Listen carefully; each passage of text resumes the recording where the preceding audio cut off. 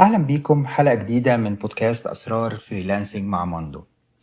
الحقيقة يمكن ناس كتير تستغرب موضوع الحلقة دي، بس النهاردة حابب أتكلم عن ماتش الملاكمة اللي العالم كله شافه بين مايك تايسون وجيك بول. ويمكن ده يبان هو بعيد قوي عن الفريلانسنج، بس أنا شايف يعني رابط بينهم كده، وحبيت إن أنا يعني أقول لكم الفكرة اللي جت في بالي، وحابب إن أنا أعرف رأيكم فيها.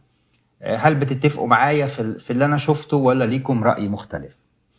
اول حاجه، الماتش دي انا لما سمعت بيها كنت متحمس جدا، وقعدت يمكن اسبوع كامل مستني الماتش ومستني اليوم اللي تيجي فيه، لان كان عندي امل ان هشوف مايك تايسون بتاع زمان، وان هو هيقول ان رغم السن ورغم العمر الكبير اللي هو وصل له 58 سنه، هو لسه ويقدر ان هو يلعب ماتش ويقدر ان هو يكسب. الحقيقه لما شفت الماتش جالي احباط شديد جدا. اولا لان مش هو ده اللي انا كنت متوقعه.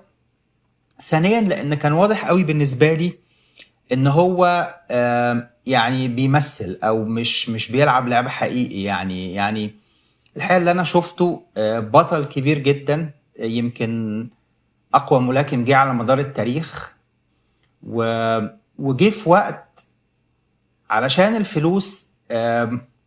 اقدر اقول ان هو هزق نفسه، او هان نفسه وهان اسمه، بان جاب عيل صغير يضرب فيه. وفي لقطات، يعني اللي اتفرج على الماتش، في لقطات كان واضح قوي ان مايك تايسون واقف مستني الضربه جاياله، ومش بيعمل اي حاجه خالص، ومش بيحاول ان هو يرد ولا يصد ولا يعمل اي حاجه.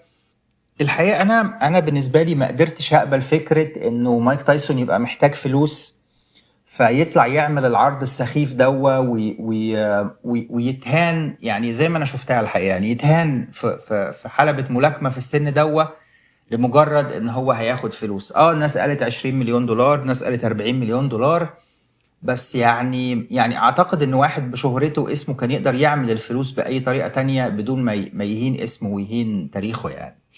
طيب ايه علاقة ده بقى بالفريلانسنج، وليه انا جايب سيرته في بودكاست عن فريلانسنج؟ الحقيقة انا شفت ان في ناس بتفتكر ان الفريلانسنج هو مجرد طريقة بس انها تعمل فلوس، والناس دي غالبا بتتعب قوي لما بتشتغل فريلانسنج، وفي الاغلب كمان انها مش بتكمل.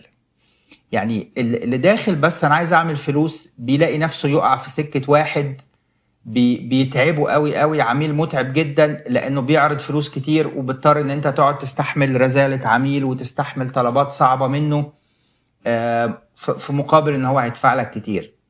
اوقات تانية انا شفت مواقف، يعني انا افتكر مرة اتعرض عليا عميل اتعاملت معاه وكانت الشغل ماشي حلو جدا وكنت مبسوط، ومشروع والتاني والتالت، وفوجئت بيه بعد كده بيسألني بيقولي ان انا عندي امتحان في لغة البرمجة، بس كنت عايزك تمتحن مكاني. قلت له يعني ايه امتحن مكانك؟ قال لي يعني هديك اليوزر نيم والباسورد بتوعي وتدخل تمتحن على ان انت انا، ولما تنجح هبقى انا اللي نجحت.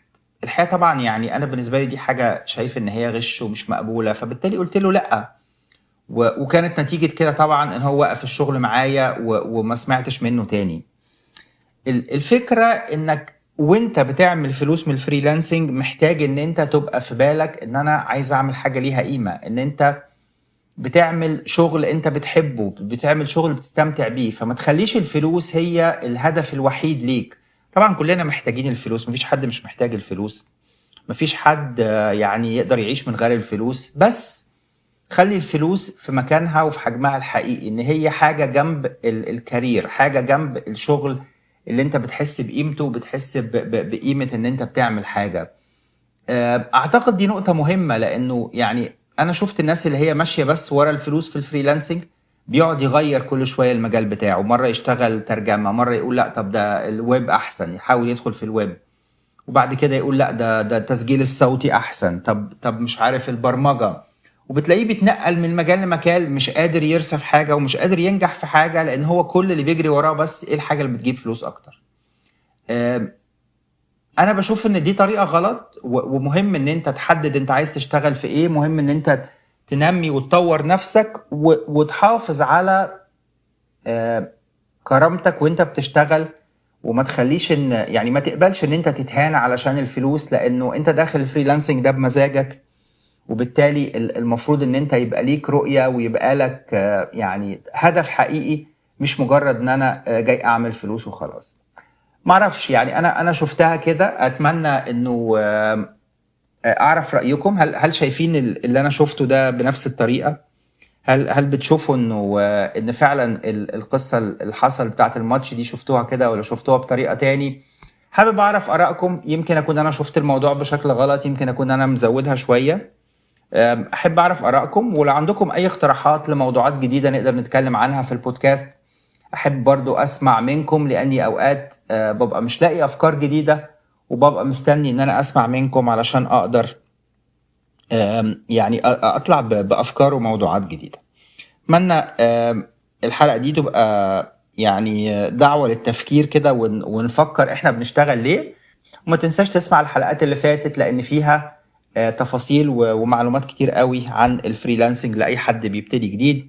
ولو انت مش مهتم قوي بالفريلانسنج يا ريت تبعتها لحد ممكن يبقى مهتم يقدر يستفيد بيها. اشكركم واشوفكم في حلقه جديده من بودكاست اسرار الفريلانسنج مع مندو.